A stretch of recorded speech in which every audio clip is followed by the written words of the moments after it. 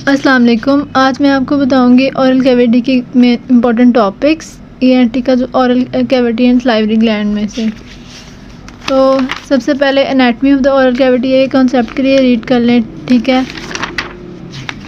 इसके बाद common disorders of oral cavity, इसमें से जितने भी ये सारे अल्सर्स लिखे हुए हैं ना, वो सारे के सारे इस डिब्बे में इकट्ठे उनके नाम लिखे हुए हैं, तो सबके नाम आपको बहुत अच्छे से आने चाहिए। ये एससीक्यू भी है। इसके बाद एफ्थस अल्सर इम्पॉर्टेंट है, इसका ट्रीटमेंट ये सारा आना चाहिए।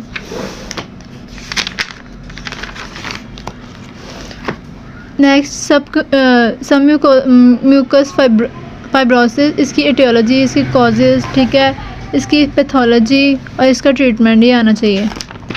इसके बाद tumours of oral cavity, tumours of oral cavity में इसकी क्लासिफिकेशन आनी चाहिए। इसमें भी सारे ट्यूमर्स के नाम आने चाहिए, ठीक है ना, हेडिंग्स में आने चाहिए सारे,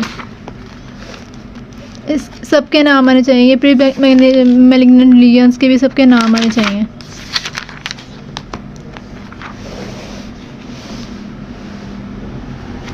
इसमें कार्सिनोमा ऑफ ओरल टंग है, ये जो एससीक्यू है, ठीक है, ये आपको डिटेल से आना चाहिए। इसका ट्रीटमेंट, कमांडो ऑपरेशन क्या होता है, ये आपको पता होना चाहिए।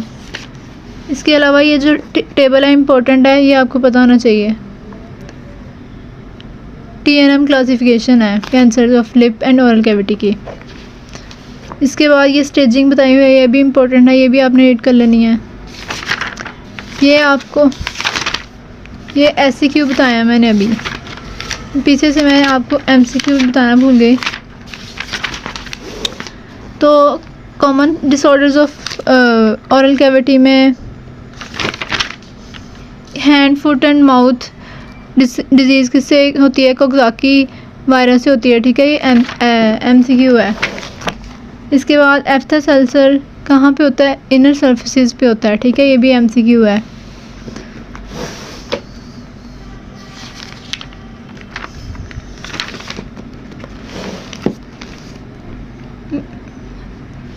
जियोग्राफिकल टंग में बताया हुआ है कि माइग्रेटरी ग्लोसाइटस क्या होता है, ठीक है, ये आपको पता होना चाहिए क्या होता है, ये भी MCQ है।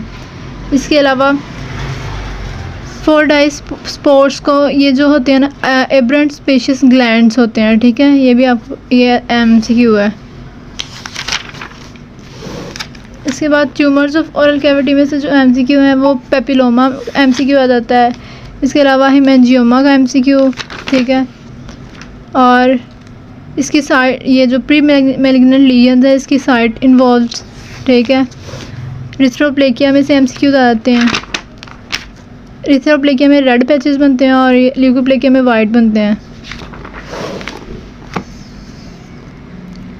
इसके बाद मैलिग्नेंट लीजन्स में से, इसमें से ये एटियोलॉजी है, इसमें स्मोकिंग में बताया हुआ है कि रोल टोबैको लीफ की वजह से होता है, ठीक है, इसका स्पेसिफिक नाम बताया हुआ है, ये MCQ है।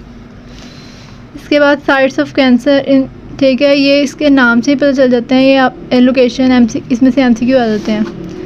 इसके अलावा जो कार्सिनोमा ऑफ ओरल टंग होता है ना, फर्स्ट मोस्ट कॉमन होता है, ठीक है, और जो सेकंड मोस्ट कॉमन होता है ना, वो बकल कैविटी का कार्सिनोमा होता है, ये भी MCQ है।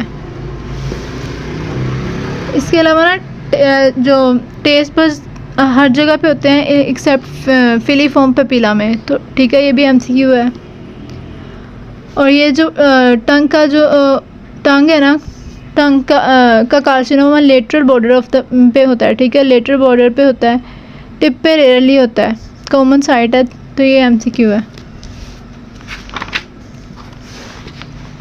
इसके बाद कार्सिनोमा ऑफ एल्वियोलर रिजेस में हम ट्रीटमेंट में रेडियोथेरेपी नहीं देते, ठीक है, ये भी MCQ है। और carcinoma of floor of mouth में MCQ बताया हुआ है कि प्रोफिलेक्टिक नेक डिसेक्शन करते हैं और इरेडिएशन करते हैं, ठीक है, अगर नोट स्टेज में हो कैंसर।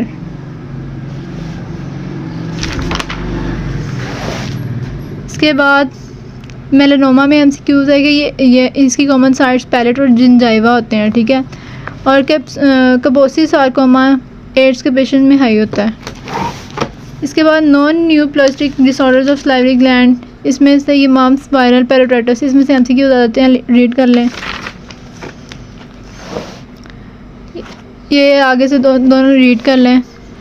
ये जोग्रन सिंड्रोम इम्पोर्टेंट है, ठीक है, इसको अच्छे से कर लें। आगे आ जाता है new plasma of salivary glands. ये भी एमसीक्यूज़ के लिए सारा रीड कर लें, ठीक है। Pleomorphic adenoma most common benign tumour है, ये एमसीक्यू है, ठीक है। मिक्स ट्यूमर्स क्या होते हैं? इसके बाद haemangiomas most common benign tumours of parotid gland है, ठीक है। प्लियोमॉर्फिक एडिनोमा सलाइवरी ग्लैंड का कॉमन है, मोस्ट कॉमन बिनाइन ट्यूमर है, और जो हीमेंजियोमा है वो मोस्ट कॉमन बिनाइन ट्यूमर है पैरोटिड का, ठीक है, इन चिल्ड्रन।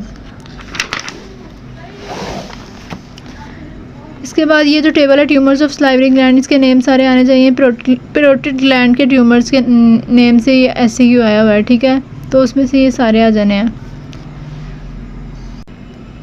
इसके बाद एडिनोइड सिस्टिक कार्सिनोमा में ना पेरीन्यूरल स्पेस भी इन्वॉल्व हो जाती है और लिम्फेटिक्स भी इन्वॉल्व हो जाती है। इनकी वजह से ना, इन दोनों चीज़ों की इन्वॉल्वमेंट की वजह से पेन होती है और सेवंथ नर्व की पाल्सी हो जाती है, ठीक है, ये एमसीक्यू है।